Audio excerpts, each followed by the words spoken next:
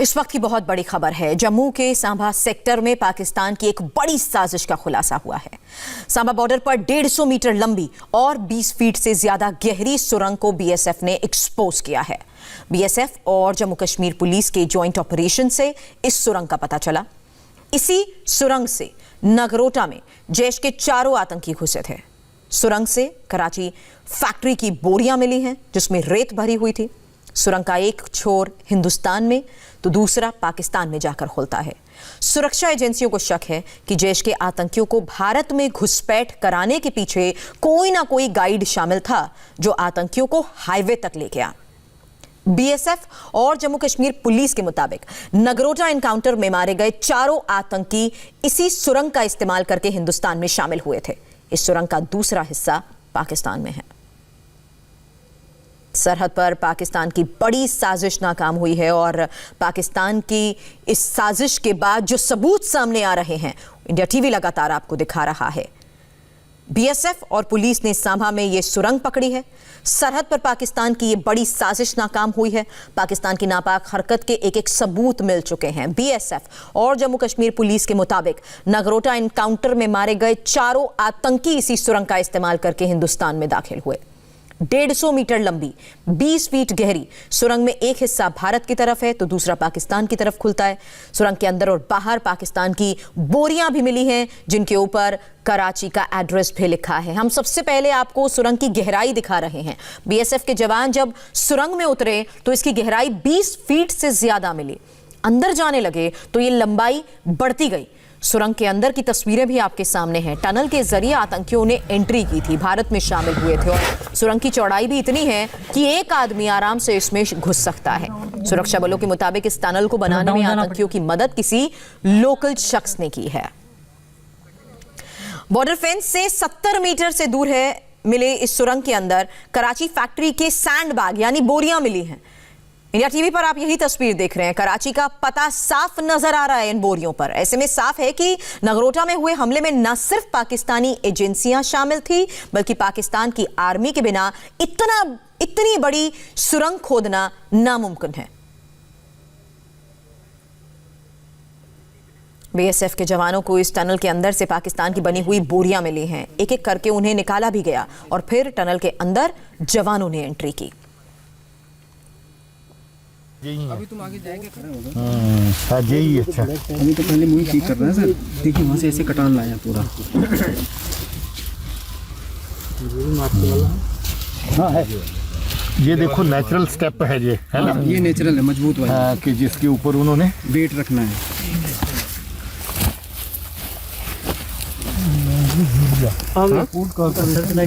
Search light देना उसको। आगे कितना गहरा है बेटा? सर्च लाइट भी दो और कैमरा भी दे दो इसको। एक मोबाइल ही दे दो। अगर ये मोबाइल ही दे दो। ये ले वीडियो बन रहा है। रुक जा, सर्च लाइट मार बेटा।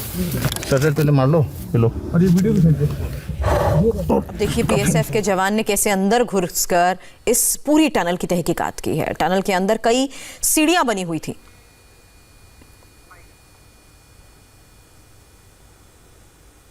स्टेप बने सर। स्टेप बना रखे हैं। स्टेप? हाँ सर। कितने स्टेप, किस टाइप के सैंडबैग के स्टेप हैं? ये सर, ये इस टाइप के। इसी टाइप के। ये तो जाएगी 15-20 फुट नीचे जाएगी। कितनी नीचे होगी? 10 फीट नीचे सर। हैं? 10 फीट सर। तो सिर को थोड़ा डायने बाय करना। हाँ ठीक, सिर को हल्का। 5 स्टेप है सर। 5 स्टेप है सर। 5 स्टेप है सर। तो और नीचे जा दड़ा। स्टेप लाइट साथ रख। लाइट आराम से। तू कैमरा खींच सकता है वीडियो? हाँ सर, इधर से कीजिए। बेटा कैमरा अगर पकड़ के लाइट को रख लो नीचे। वहीं से इसका वीडियो बनाओ। ऑन है क्या? तो बना ऑन कर लो इसको, कैमरे को। कैमरा प्रेस कर दे। ऑन है सर।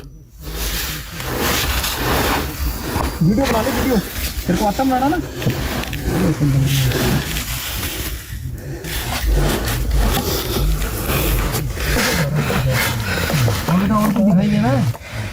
थोड़ा डाउन जाना पड़ेगा सर, उसके लिए डाउन जाना पड़ेगा सर। हाँ तो जाओ ना।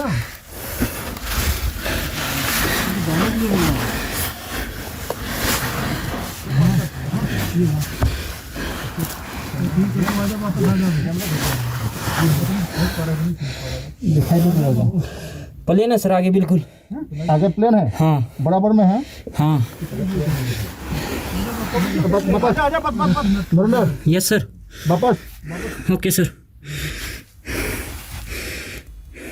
बीएसएफ के डीआईजी ने साफ कर दिया है कि नगरोटा हमले में इसी सुरंग का इस्तेमाल किया गया है। बहुत अच्छा अचीवमेंट है और एक बड़ा अच्छा कोऑपरेशन मैं कहता हूं कि जे.एंड.के पुलिस, इंटेलिजेंसीज और बीएसएफ के बीच में ये बहुत बड़ा तालमेल को दर्शाता है। बहुत टाइमली हमारे साथ में इंफॉर्मेशन शेयर हुई और बहुत टाइमली हमारे ट्रुप्स जो हैं वो रिएक्ट किए हैं और हम लोग इससे पहले कि और नुकसान पहुंच सके हमने इस टनल को डिटेक्ट कर दिया। तो सर क्या है इसका टनल का? ये करीब 150 मीटर है, 160, 150, 160 मीटर के आसपास में पाकिस्तान टेरिटरी से। अगर आप बिल्कुल मेरे पीछे देखेंगे तो वहाँ पर पॉइंट है जहाँ से ये स्टार्ट हो रही है।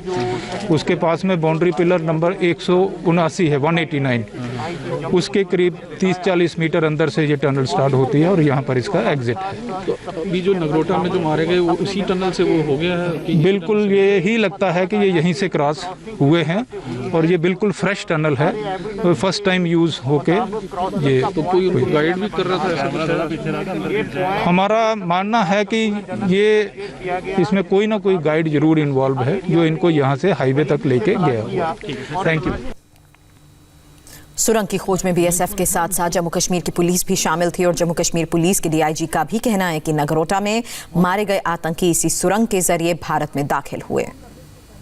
वारदात पे जो हमें एविडेंस के बिट्स एंड पीसेस मिले थे उनको बहुत बारीकी से जोड़ते हुए हमारी तफ्तीश की टीम ने काम करना शुरू किया और उन जो एविडेंस की पीसेस को जोड़ के हमें यहाँ तक का रास्ता पता चला, वे पॉइंट्स पता चले जिसको इस्तेमाल करके उन्होंने हाईवे तक वो पहुँचे थे।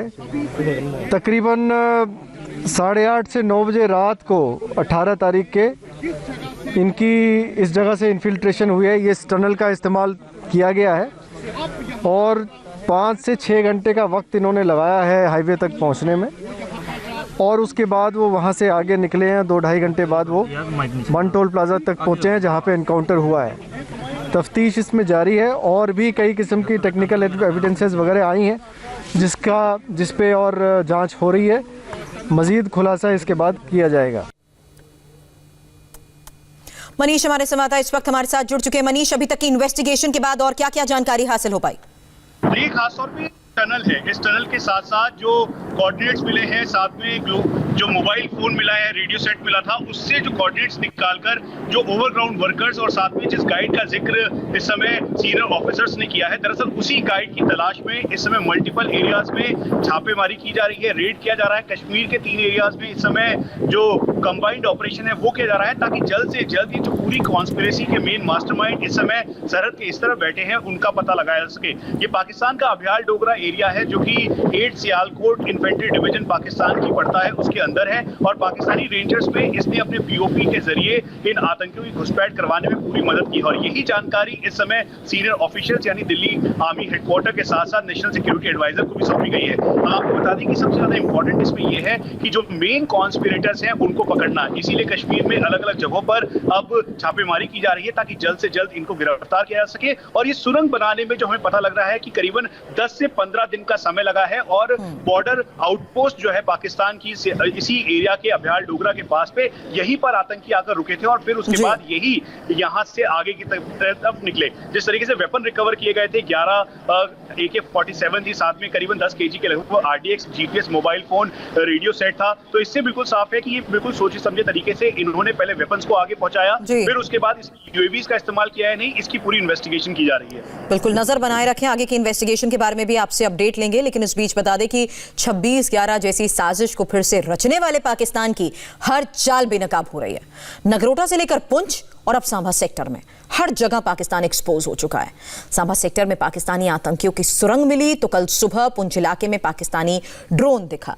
नगरोटा में जैश के 4 आतंकियों अपने नापाक मंसूबों को अंजाम दे पाते उससे पहले ही उनको ढेर कर दिया गया। आतंकियों के पास गोला बारूद मिले हैं, AK-47 ग्रेनेड समेत कई घातक हथियार बरामद हुए थे।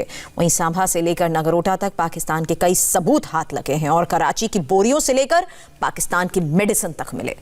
साथ ही आतंकियों की चैट से भी पाकिस्तान एक्सपोज हो गया। बहरहाल हम आगे बढ़ेंगे। दिल्ली से एक बड़ी खबर आ रही है, खबर पर डिटेल ब्रेक के बाद। Yeah, baby, bow.